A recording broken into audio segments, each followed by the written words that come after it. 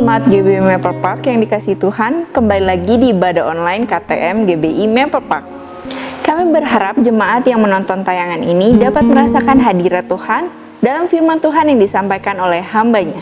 Untuk mengetahui updatean terbaru kegiatan GBI Maple Park, Bapak Ibu jangan lupa subscribe, like, comment, and share kepada saudara dan kerabat kalian. Selamat beribadah, kiranya Tuhan Yesus memberkati. Shalom jemaat yang dikasihi Tuhan, mari kita saksikan kegiatan GBI Maple Park dalam sepekan ini. Ibadah online GBI Maple Park Minggu 24 Oktober 2021 akan dilayani oleh Pastor Stefanus Yordan. Premier pukul 6 pagi di YouTube channel GBI Rensa Today.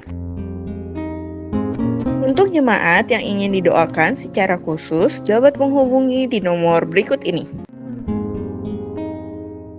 Untuk kegiatan GBI Maple Park, Bapak Ibu dapat melihat sosial media kami di slide berikut ini.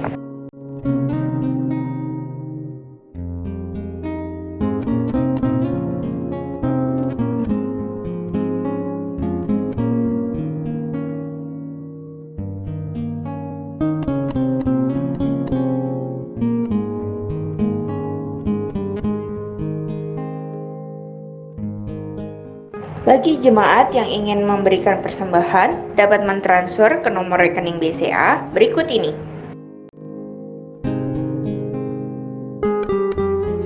Demikianlah info news GBI Maple Park sepekan ini. Mari kita siapkan hati untuk memulai ibadah KTM pada hari ini. Tuhan Yesus memberkati. Deklarasi iman dalam lindungan Allah.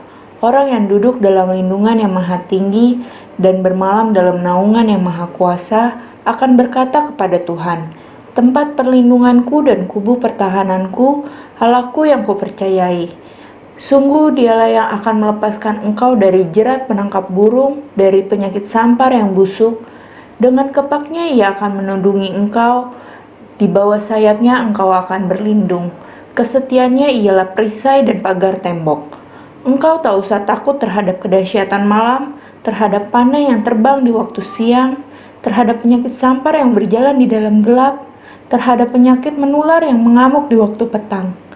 Walau 1.000 orang rebah di sisimu dan 10.000 di sebelah kananmu, tetapi itu tidak akan menimpamu.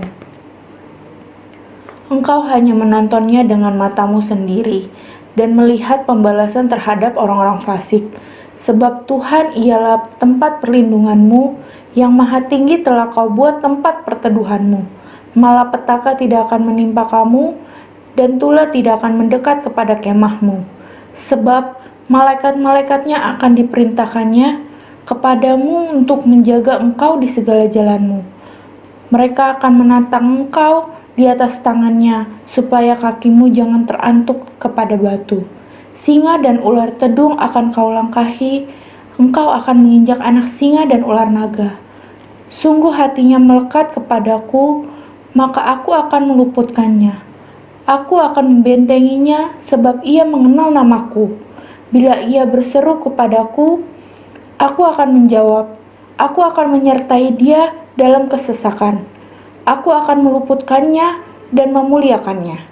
Dengan panjang umur akan kukenyangkan dia, dan akan kuperlihatkan kepadanya keselamatan daripadaku. Amin. Pentakosta ketiga. 1. Pentakosta ketiga adalah pencurahan Roh Kudus yang dahsyat di zaman ini, melebihi yang terjadi di Azusa Street. 2. Pentakosta ketiga akan mengakibatkan penuaian jiwa yang terbesar dan yang terakhir sebelum Tuhan Yesus datang kembali. 3. Pentakosta ketiga akan membangkitkan generasi Yeremia, yaitu anak-anak muda yang dipenuhi Roh Kudus, cinta mati-matian kepada Tuhan Yesus, tidak kompromi terhadap dosa, dan akan bergerak untuk memenangkan jiwa. 4. Pentakosta ketiga lahir di Indonesia dan bergerak ke bangsa-bangsa. Gerakan ini dari timur ke barat dan akan kembali ke Yerusalem. 5. Pentakosta ketiga akan memberikan kuasa untuk menyelesaikan amanat agung, dan setelah itu Tuhan Yesus datang kembali. Puji nama Tuhan, shalom kepada seluruh jemaat GBI Maple Park dimanapun Anda berada malam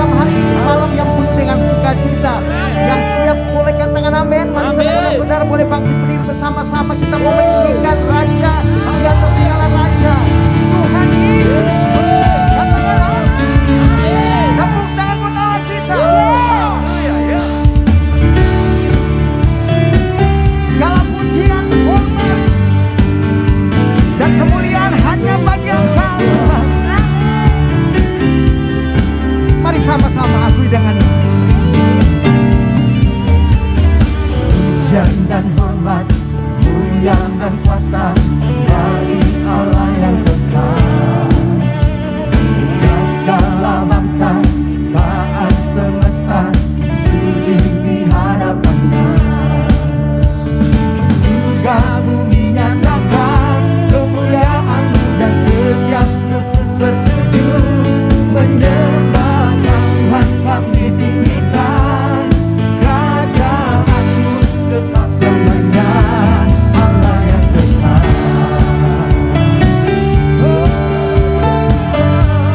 Allah yang kekal, Allah yang dewasa, dan namanya Yesus. Amin. Sama-sama katakan, berikan pujian dan hormat. Pujian dan hormat, mulia dan kuasa bagi Allah yang kekal. Dan segala bangsa, ciptaan semesta sujud di hadapannya. Surga bumi nyatakan kemuliaan-Mu dan setiap lutut bersujud menyembah Tuhan kami tinggikan. Kerajaan-Mu kekal selamanya, Allah yang kekal.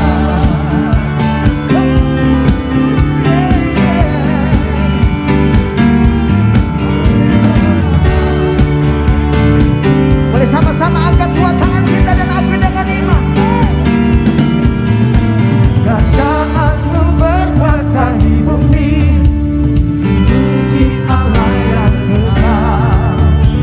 Dan perbuatan-Mu ajaib dan besar, puji Allah yang kekal. Kata kerajaan-Mu, kerajaan-Mu berkuasa di bumi. Ini doa kami.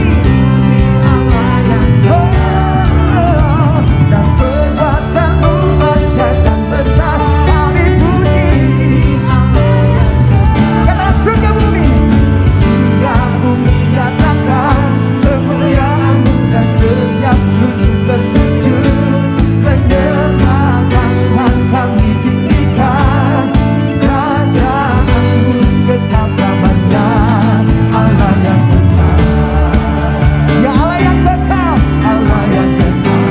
Sekali lagi sama-sama katakan, Allah yang kekal. Yes. Haleluya. Haleluya. Dasar.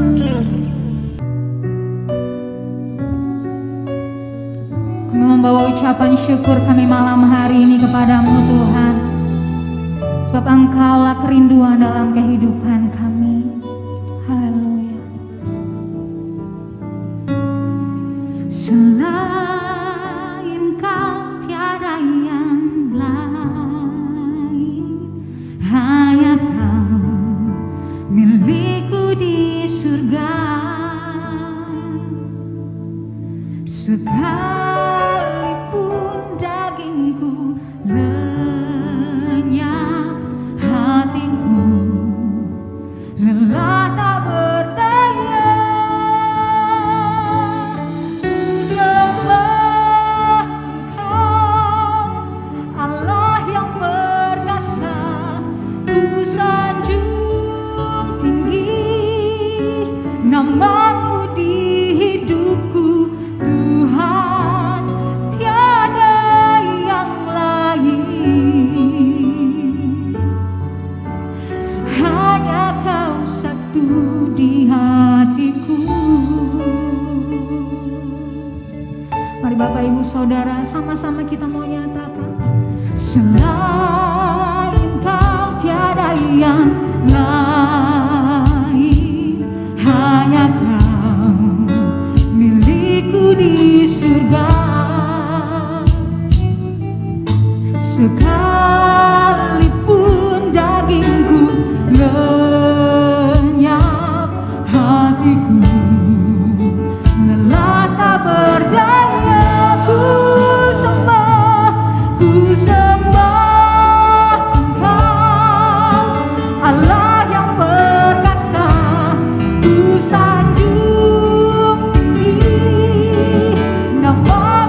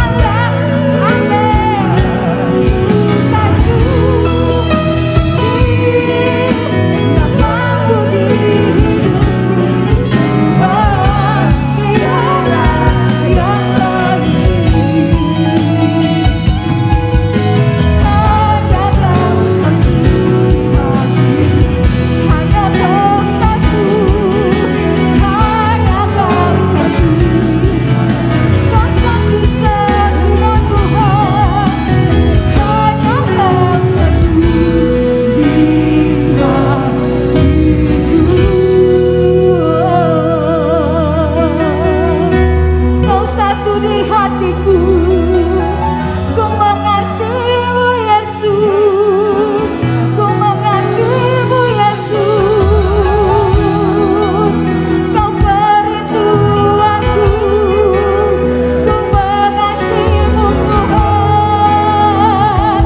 Engkau satu-satunya yang kami rindukan dalam hidup kami Tuhan. Engkau satu-satunya harapan kami.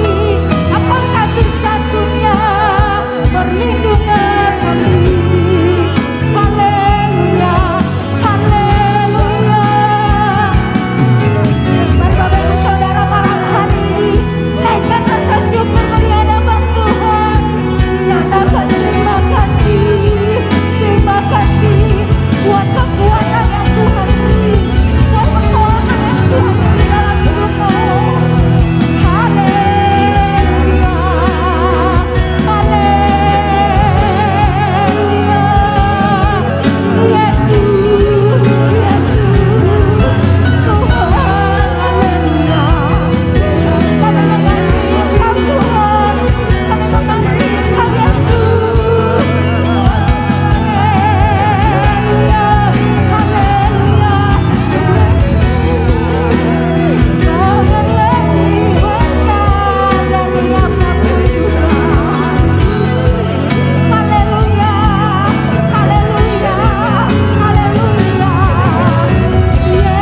Yesus, Kau juru selamat kami. Terpuji namamu, terpuji namamu. Haleluya. Mari terus sembah Dia. Yesus, Kami percaya kasih setiamu tidak pernah berakhir dalam hidup kami.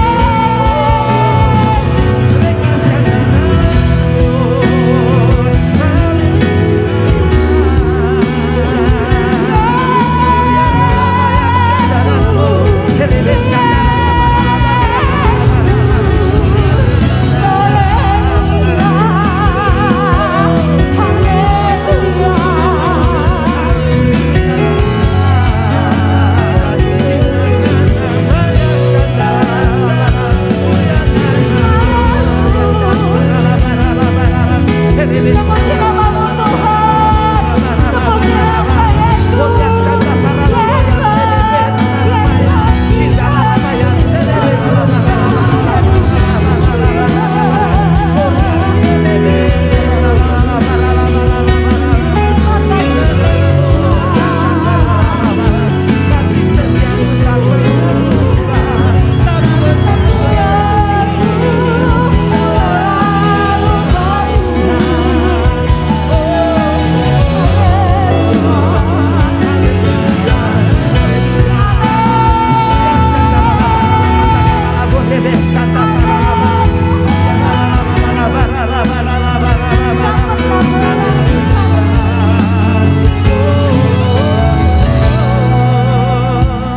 Tak pernah berakhir kasih setiamu, selalu nyata dalam hidupku.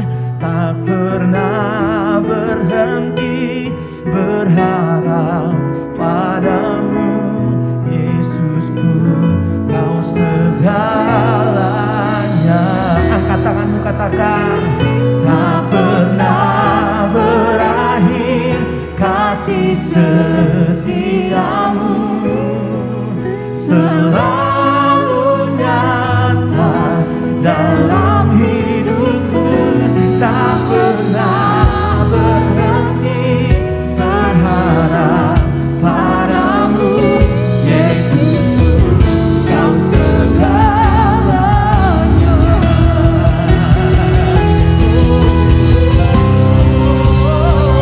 Tak pernah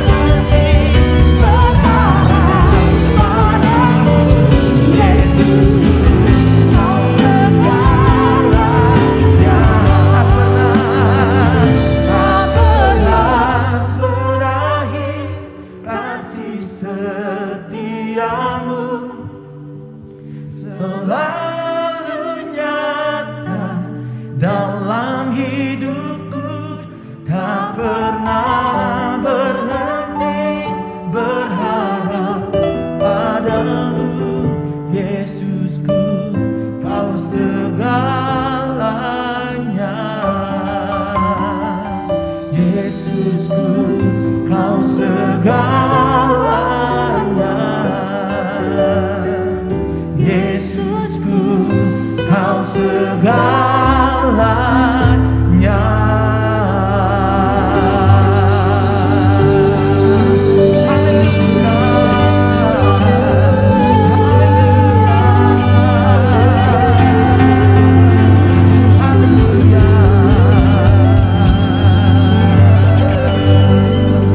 Shalom, mari kita berdoa untuk menerima kebenaran firman Tuhan. Bapa di sorga, kami siapkan hati dan pikiran kami untuk kembali menerima kebenaran firman-Mu. Berikan kami hikmat sehingga kami mengerti isi hati Tuhan, dan biarlah Engkau Tuhan memakai hamba-Mu saat ini untuk bisa menjadi saluran berkat bagi umat-Mu, sehingga dimanapun kami berada yang mendengarkan firman Tuhan, lewat ibadah ini Tuhan, semua kami diberkati. Dalam nama Yesus, kami akan sambut kebenaran firman-Mu. Haleluya. Amin. Puji nama Tuhan, shalom bagi kita semua. Saya Pendeta Yofi Hendiawan mengucapkan terima kasih buat kepercayaan yang diberikan dalam hidup saya menyampaikan firman Tuhan. Terima kasih buat GBI Maple Park, terima kasih buat Bapak Ibu Gembala Sidang, bersama dengan seluruh staf yang ada. Puji Tuhan.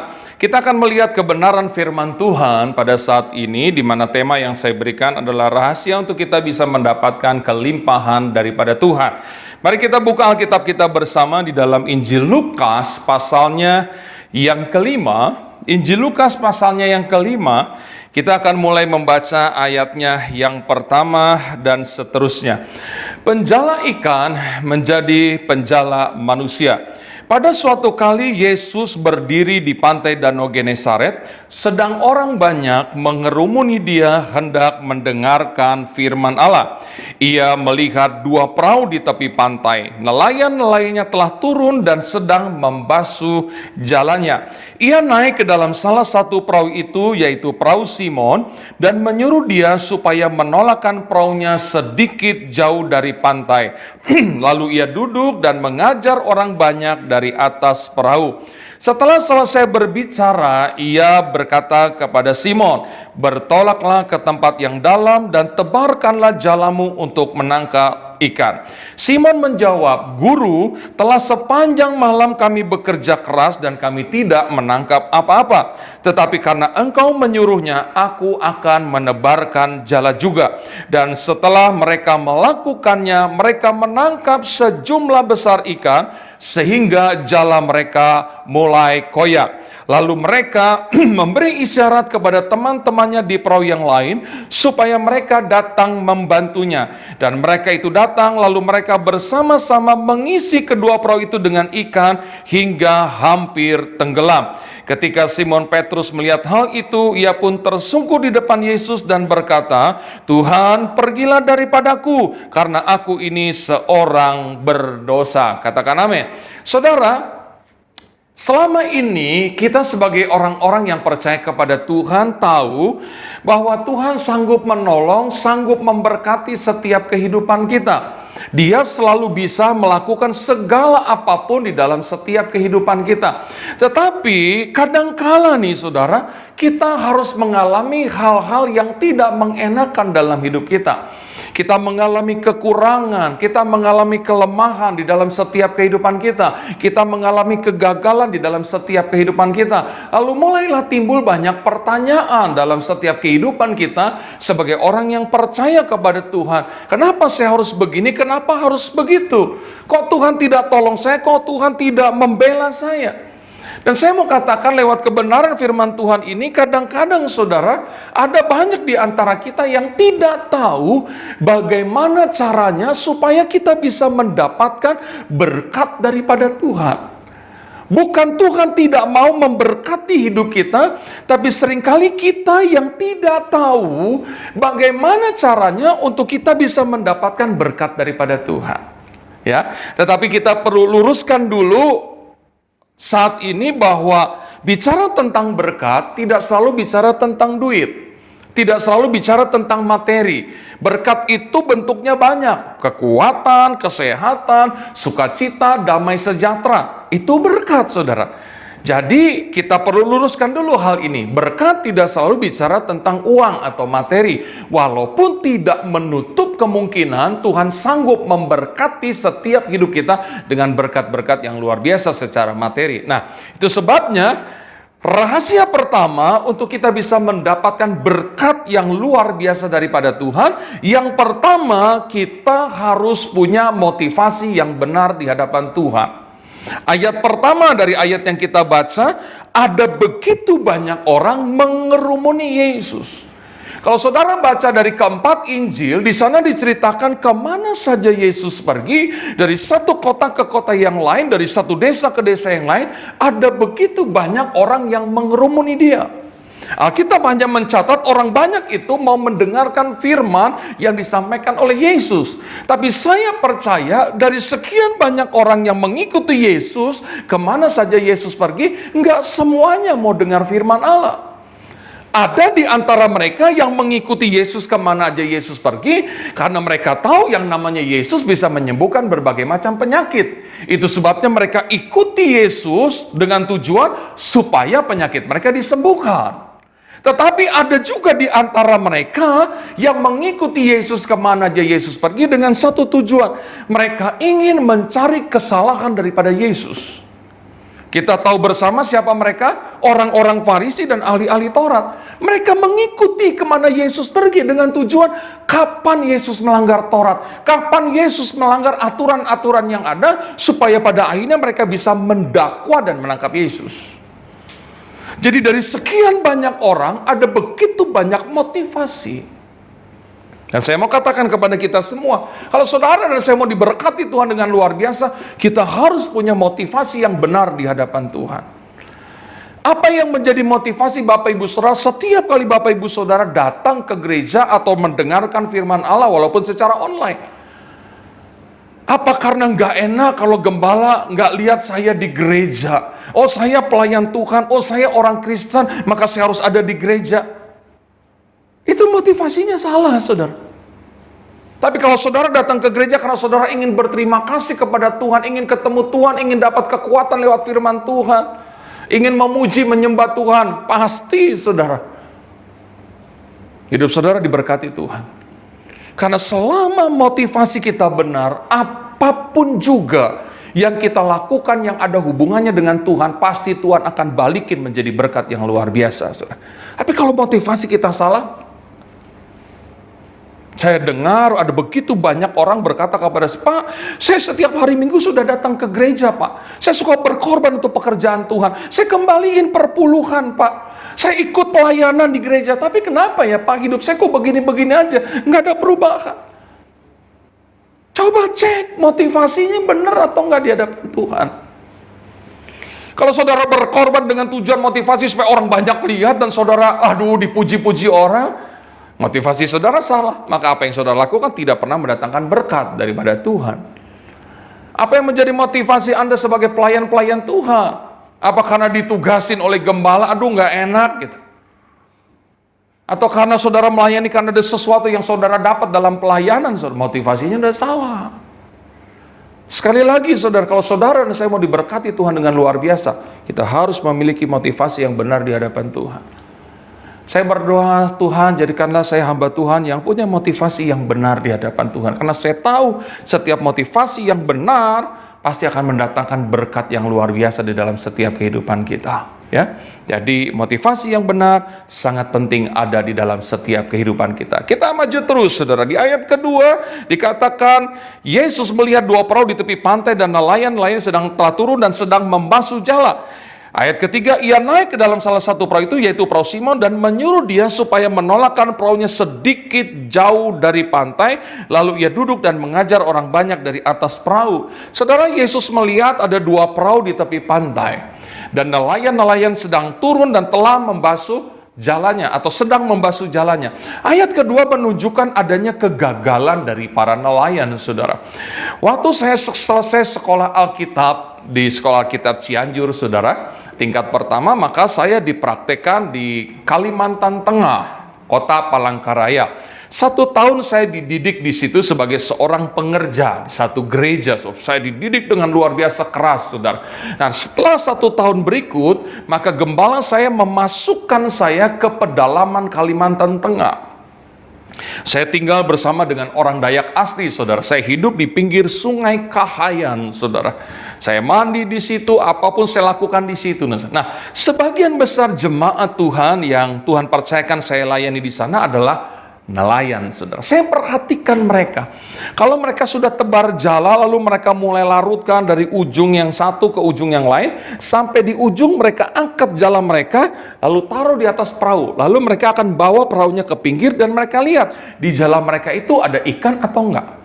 Kalau nggak ada ikan, maka mereka akan bersihkan jala mereka dari kayu-kayu, dari ranting-ranting, dari daun-daun yang tersangkut, saudara.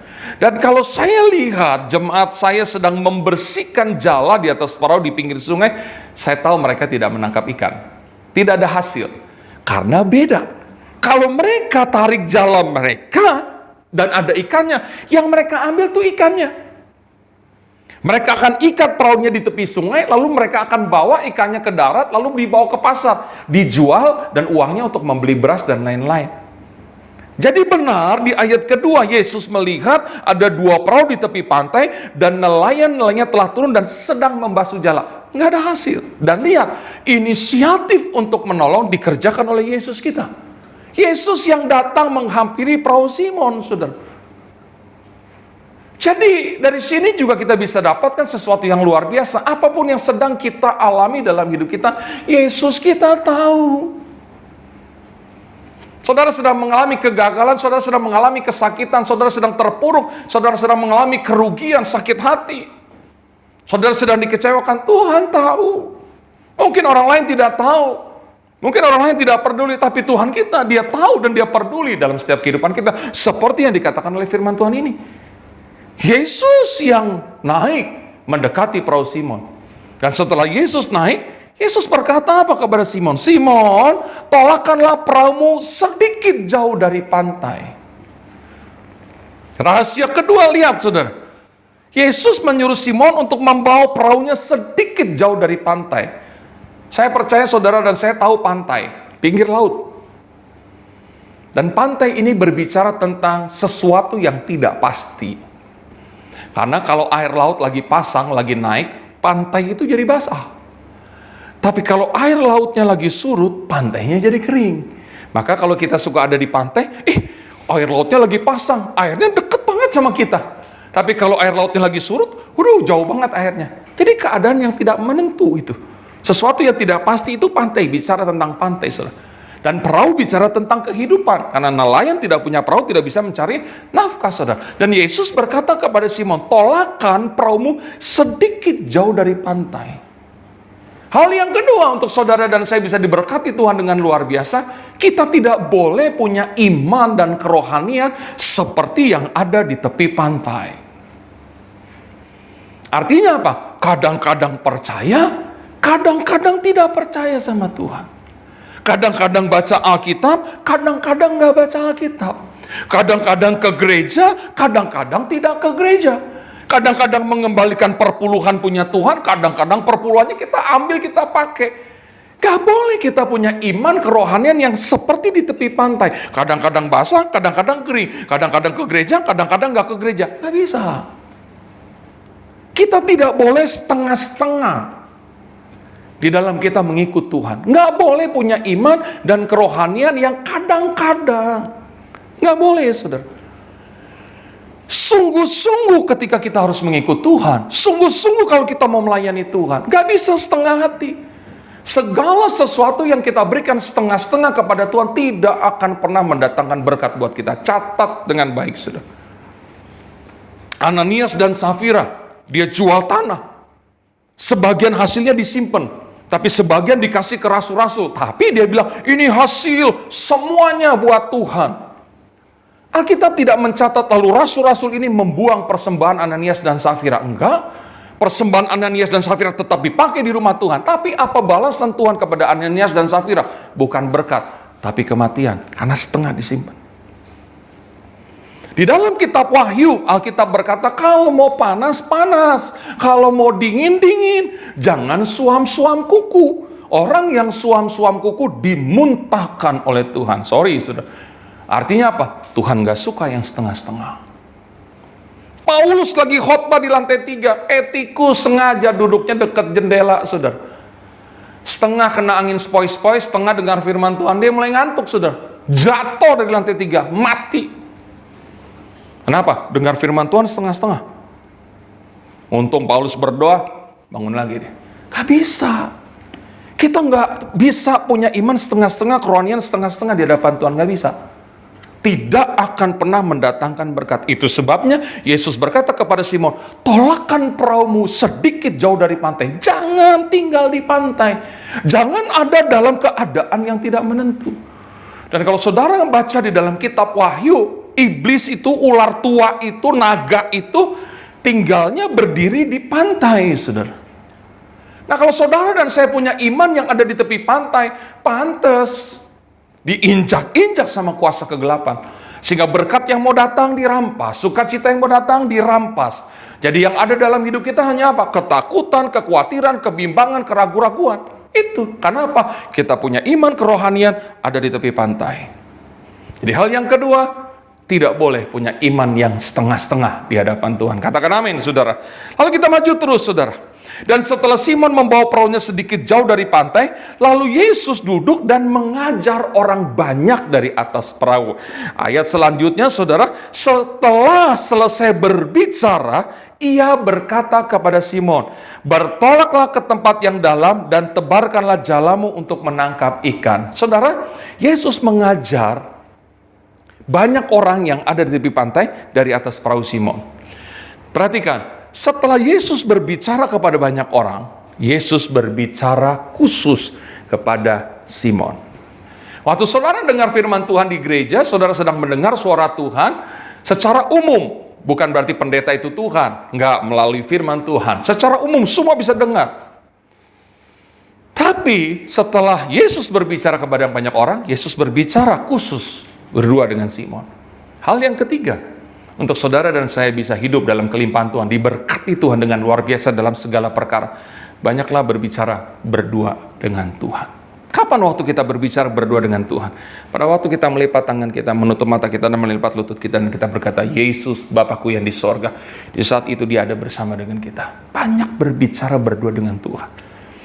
Banyak hamba-hamba Tuhan suka memakai ayat firman Tuhan di mana Yesus berkata, tidak sanggupkah engkau berjaga-jaga dengan aku 1 jam saja? Pada waktu Yesus sedang berdoa sementara murid-murid yang lain tertidur.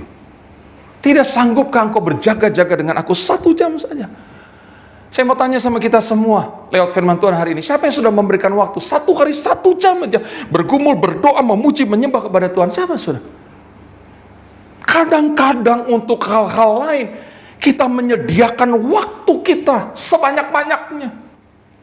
Tapi kalau untuk berdoa, untuk bertemu dengan Tuhan, sepertinya kita malas banget gitu. Segan banget gitu. Kayak gak punya waktu gitu. Selalu begitu. Ada anak-anak Tuhan yang suka bilang sama saya, Pak, kenapa ya Pak kalau saya berdoa kok suka ngantuk ya Pak? Iya, doanya pas jam ngantuk sih. Nanti habis makan malam, selesai makan malam udah kenyang, saudara nonton TV, yang lain main handphone, yang lain baca majalah mungkin, lalu sudah sekian lama kita mulai ngantuk sebagai suami, lalu ayo ma anak-anak yuk kita doa yuk, papa udah ngantuk. Ya pasti ngantuk, kalau orang berdoanya udah jam ngantuk, saudara. Betul, saudara. Tapi kalau saudara selesai makan pakai sambal dadakan gitu ya, sambal terasi, pakai tahu yang panas gitu, pakai ikan asin gitu ya. Sementara selesai makan 10 menit kemudian, ayo semua kita berdoa. Nggak bakalan ngantuk. Kenapa kadang-kadang doa itu selalu menjadi beban bagi banyak orang? Saudara tahu, saya punya teman hamba-hamba Tuhan pada waktu kami masih praktek, saudara. Mereka bilang begini sama saya, Yof, lu aja deh yang ikut doa, gue mendingan kerja daripada ikut doa. Bayangin, saudara. Karena menurut kebanyakan orang doa itu menjenuhkan gitu. Aduh, lama banget. Apalagi kalau ada pendoa-pendoa yang doanya panjang banget gitu. Kita bisa keluar masuk tuh di ruang doa. Tapi untuk hal yang lain selain kita berdoa, kita punya banyak waktu. Kita bisa ngopi, 1 gelas kopi bisa 3 jam. Gitu. Kita jalan-jalan di mall, nggak berasa, saudara. Dari mall belum dibuka sampai mall mau ditutup, kita masih ada di dalam gitu. Yang kita bayar parkir, tiba-tiba bayarnya sudah 40.000 gitu. Karena apa? Bapak sudah 7 jam. Nggak berasa. Masa sih kita tidak mau punya waktu berbicara berdua dengan pribadi yang menentukan segala sesuatu dalam hidup kita? Berapa lama kita hidup dalam dunia ini, Dia yang tentukan. Berapa banyak berkat yang kita alami, kita terima dalam hidup kita, Dia juga yang menentukan. Masa sih kita tidak mau banyak berbicara kepada Dia yang menentukan segala sesuatu dalam hidup kita? Jadi kalau sampai hari ini kita belum dapat sesuatu yang luar biasa daripada Tuhan, karena kita mungkin belum banyak berbicara berdua dengan Tuhan. Kalau kita punya banyak waktu berbicara berdua dengan Tuhan, nanti Dia kasih tahu semua apa yang harus kita kerjakan. Sehingga tidak pernah ada keputusan yang salah yang kita ambil dalam hidup kita, karena Dia yang kasih tahu. Karena kita suka berkomunikasi dengan Tuhan. Tuh, saudara. Daud adalah satu pribadi yang selalu berkomunikasi dengan Tuhan. Ya luar biasa, saudara. Dalam masa pemerintahnya Daud selalu perang. Perang terus, saudara. Sampai satu waktu Daud berkata kepada Tuhan, izinkan kepadaku untuk aku membangun bait Allah untuk engkau. Tuhan bilang, enggak. Tanganmu penuh dengan darah. Kenapa? Daud perang terus. Tapi saudara tahu selama dia berperang, dia nggak pernah kalah. Karena sebelum berperang, Daud memuji menyembah Tuhan. Dia selalu bertanya kepada Tuhan. Di satu peristiwa ada musuh menyerang. Ketika mau berperang, Daud tanya sama Tuhan, Tuhan ada musuh menyerang aku. Aku maju nggak lawan musuh ini? Kalau aku maju, aku menang nggak? Daud tanya sama Tuhan, dia doa. Tuhan bilang, maju Daud, kamu pasti menang. Maju Daud, menang. Musuh mundur. Tapi saudara tahu, besok harinya, musuh yang sama di tempat yang sama, balik lagi menyerang Daud. Dan lihat hebatnya Daud. Daud nggak so jago, Bapak Ibu Saudara.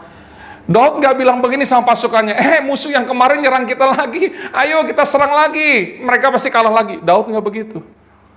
Ketika musuh yang sama di tempat yang sama menyerang lagi, Daud doa lagi sama Tuhan. Tuhan, musuh yang kemarin datang, aku maju lagi nggak Tuhan kayak kemarin? Kalau aku maju, aku menang lagi nggak Tuhan? Daud tanya lagi sama Tuhan.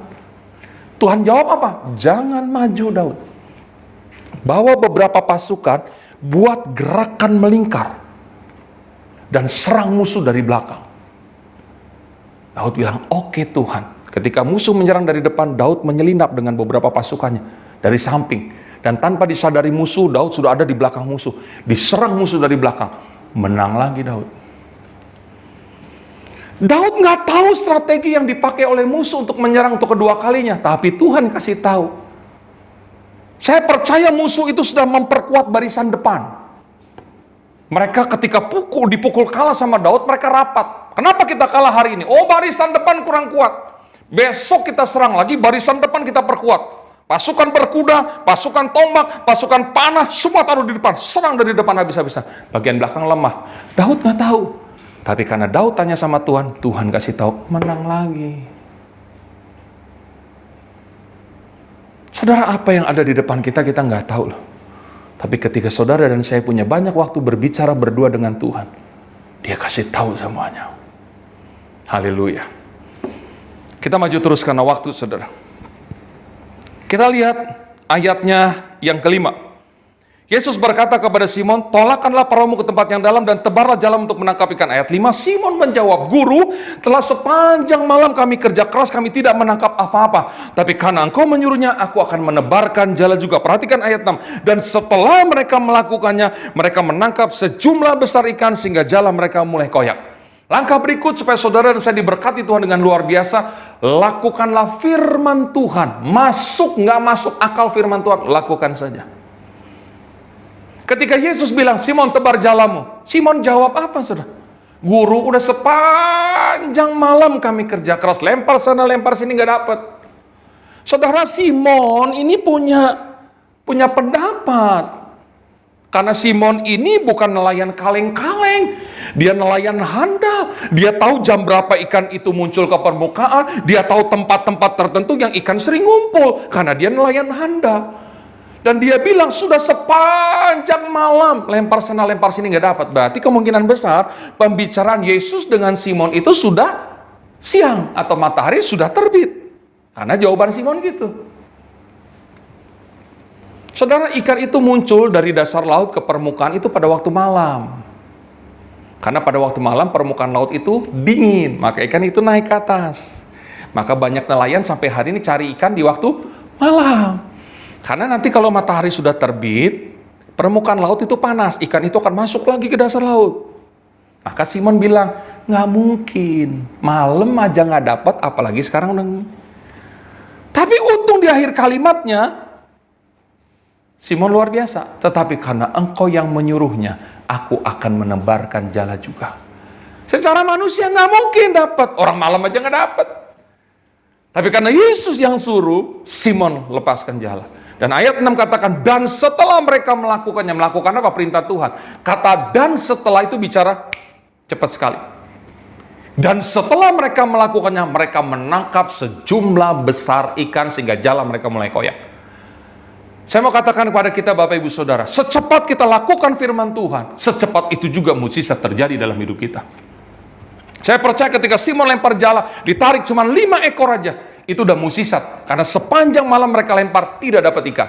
Ini Yesus yang suruh di siang hari, ada matahari, lempar, dapat 5 ekor. Itu juga udah mukjizat. Tapi dengar baik, Tuhan kita memberkati kita bukan dengan berkat yang pas-pasan. Tuhan selalu memberkati setiap orang yang melakukan firman-Nya dengan berkat yang tidak terduga. Bahasanya Tuhan kita adalah kelimpahan. Jadi langkah berikut untuk saudara dan saya diberkati Tuhan, cepat lakukan firman Tuhan. Masuk nggak masuk akal firman Tuhan itu, lakukan saja. Semakin mustahil firman Tuhan untuk kita lakukan dalam hidup kita, semakin gede berkat yang akan kita terima. Jujur saudara, ada begitu banyak ayat firman Tuhan yang nggak masuk di akal. Tampar pipi kanan kasih yang kiri, atau tampar pipi kiri kasih yang kanan, nggak masuk di akal. Janganlah membalas kejahatan dengan kejahatan, balaslah kejahatan dengan kebaikan. Nggak masuk di akal. Kembalikan 1/10 punya Tuhan. Nggak masuk di akal. 100% aja kita kurang, apalagi harus dipotong 10%. Nggak masuk di akal. Tapi ketika saudara dan saya dengan sekuat tenaga melakukannya, gede berkat yang akan kita terima. Ingat, berkat tidak selalu bicara tentang duit. Banyak hal yang kita bisa terima. Nggak segala sesuatu itu tentang duit. Haleluya saudara. Puji nama Tuhan. Kita maju terus, saudara. Ayat 6. Dan setelah mereka melakukannya, mereka menangkap sejumlah besar ikan sehingga jala mereka mulai koyak. Ayat 7.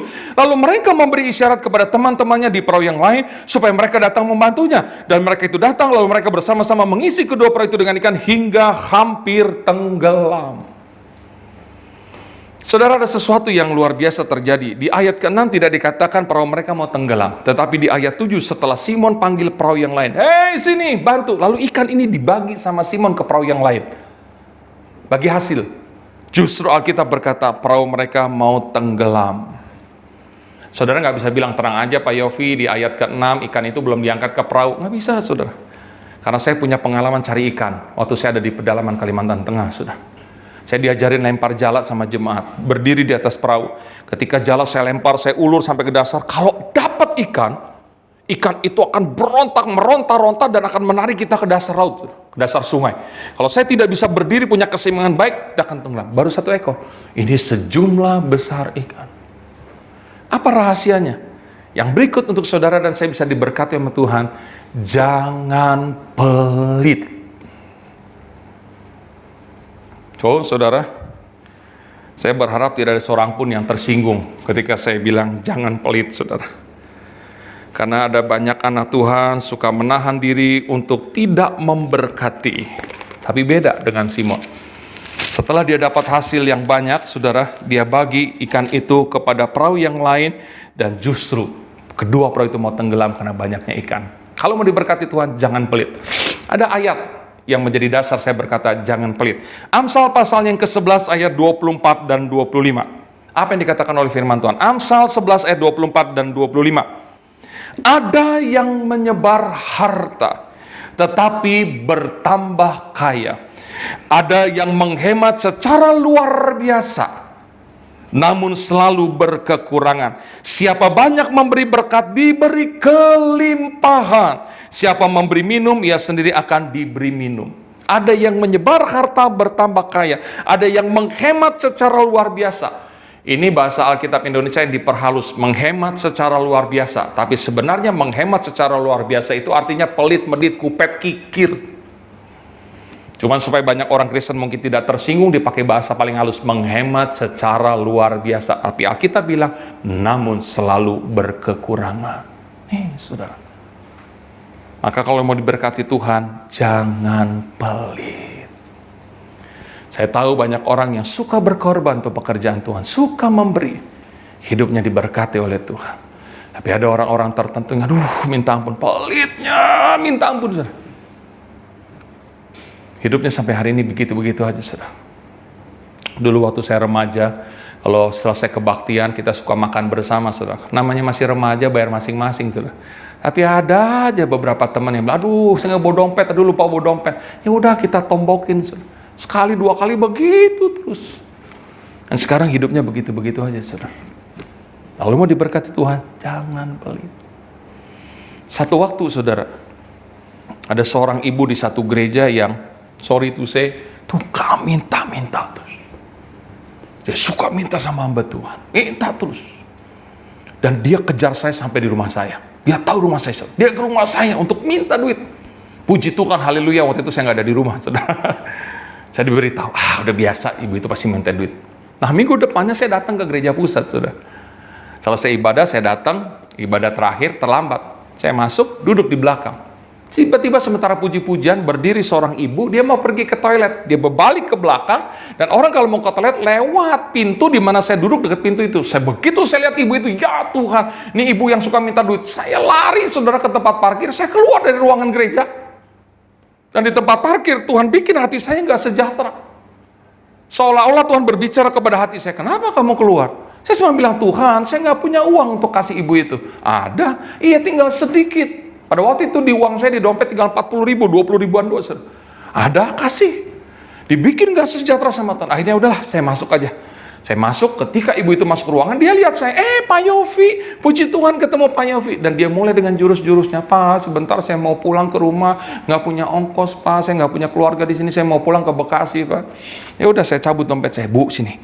Uang saya tinggal segini. 40 ribu, saya cabut satu.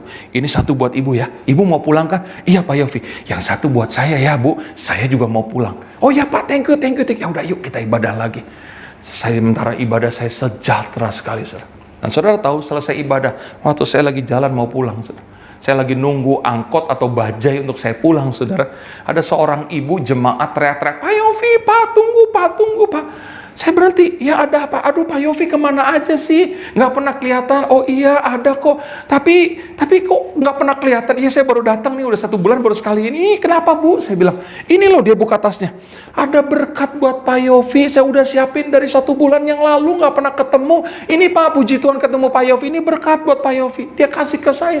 Saya bilang, aduh Ibu terima kasih ya, Tuhan Yesus berkati ya. Iya sama-sama Pak. Dia pulang, saya pulang ke rumah. Sampai di rumah saya doain itu berkat Tuhan. Terima kasih buat berkat yang saya terima. Berkati ibu itu dengan luar biasa dalam nama Yesus. Haleluya, amin. Terus saya bukalah berkat itu, saudara. Saya tahu saudara kepengen tahu jumlahnya, saudara. Saya sebutkan jumlahnya, 500 ribu. Lihat Tuhan kita. Tuhan gak tunggu besok. Tuhan gak tunggu minggu depan. Saat itu Tuhan langsung berkati saya. Oh itu berkat luar biasa, saudara. Saya berusaha untuk tidak menjadi hamba Tuhan yang pelit. Jadi langkah berikut untuk saudara saya diberkati Tuhan, jangan pelit. Katakan amin, saudara. Haleluya. Yang terakhir karena waktu, ayat 8. Ketika Simon Petrus melihat hal itu, dia tersungkur di depan Yesus dan berkata, Tuhan pergilah daripadaku karena aku seorang berdosa. Langkah berikut, kalau saudara dan saya sudah diberkati Tuhan dengan luar biasa, jangan lupa sama Tuhan. Ketika Simon lihat ikan yang banyak, dia tidak menjadi gila dengan berkat itu. Dia tidak ambil timbangan, dia tidak ambil kalkulator, berapa keuntunganku dengan ikan segini banyaknya. Enggak. Ketika dia lihat itu, dia berbalik dan dia tersungkur di kaki Yesus. Simon tidak gila berkat. Simon tahu siapa yang kasih berkat itu. Yesus. maka dia tersungkur di kaki Yesus. Dia nggak lupa Yesus. Ada banyak orang minta berkat dari Tuhan. Berkat dicurahkan, tergila-gila dengan berkat, sang pemberi berkat dilupakan. Tapi saya berharap seberapa banyak kita yang ada yang dengar firman Tuhan hari ini, kita tidak menjadi gila dengan berkat. Kita nggak lupa diri. Kita tahu siapa yang kasih itu, Yesus. Maka kita akan mempermuliakan Tuhan dengan berkat yang Tuhan percayakan ada dalam hidup kita. Kita akan menjadi saluran berkat dimanapun kita berada, supaya lewat hidup kita, nama Tuhan dipuji, nama Tuhan dipermuliakan. Inilah rahasia-rahasia untuk kita bisa mendapatkan berkat berkelimpahan dalam setiap kehidupan kita. Semuanya tergantung dalam setiap kehidupan kita. Apakah saudara tetap menahan diri untuk hanya menjadi pendengar firman Tuhan? Atau mulai hari ini saudara dan saya belajar berusaha dengan kesungguhan hati kita untuk menjadi pelaku-pelaku firman Tuhan. Saya yakin dan percaya seperti apa kata firman Tuhan, berbahagialah mereka yang dengar firman Tuhan dan yang melakukannya. Bapak Ibu Saudara, itu adalah rumus kebahagiaan yang tidak akan pernah berubah. Dengar firman Tuhan ditambah lakukan firman Tuhan sama dengan bahagia. Dengar firman Tuhan ditambah masa bodoh tidak sama dengan bahagia. Kiranya Tuhan Yesus Kristus yang dahsyat dan luar biasa itu memberkati setiap kehidupan Bapak Ibu Saudara dimanapun Bapak Ibu Saudara berada. Mari kita berdoa. Bapak, terima kasih buat kebenaran firman-Mu yang kami dengar saat ini. Di dalamnya kami terima nasihat, di dalamnya kami terima teguran, di dalamnya kami terima motivasi yang luar biasa. Materaikanlah setiap firman-Mu dalam setiap kehidupan kami, sehingga kami bukan hanya menjadi pendengar, tapi kami menjadi pelaku-pelaku firman-Mu Tuhan. Sempurnakan pelayanan hamba-Mu saat ini jadi berkat bagi setiap umat-Mu, dan biar lewat firman-Mu semua kami diberkati. Berkati GBI Maple Park, berkati Bapak Ibu Gembala Sidang, berkati seluruh pengerja, berkati seluruh sidang jemaat Tuhan. Biar lewat firman Tuhan hari ini, nama Tuhan dipuji, nama Tuhan dipermuliakan. Dalam nama Yesus kami sudah berdoa dan mengucap syukur. Semua yang diberkati Tuhan bersama kita katakan amin. Tuhan Yesus memberkati kita semua. Haleluya. Gembala GBI Maple Park dan seluruh pengerja mengucapkan terima kasih atas pelayanan hambanya pada ibadah KTM hari ini. Kiranya Tuhan Yesus memberkati. Mari Bapak Ibu Saudara, kita akhiri ibadah kita dan saya undang Bapak Ibu untuk mengangkat tangan. Kiranya berkat yang berlimpah-limpah, damai sejahtera, sukacita, bahkan perlindungan yang sempurna dari Allah Bapa di surga, di dalam anak yang tunggal Tuhan Yesus Kristus, dan di dalam persekutuan yang manis dengan Allah Roh Kudus, menyertai Bapak Ibu sekalian, mulai malam hari ini, bahkan sampai Tuhan Yesus datang kembali yang kedua menjemput kita di awan-awan yang permai. Mari kita yang percaya dan diberkati Tuhan bersama-sama katakan amin. Tuhan Yesus memberkati. Kami dan segenap kru yang bertugas mengucapkan terima kasih atas perhatiannya. See you next week and God bless you.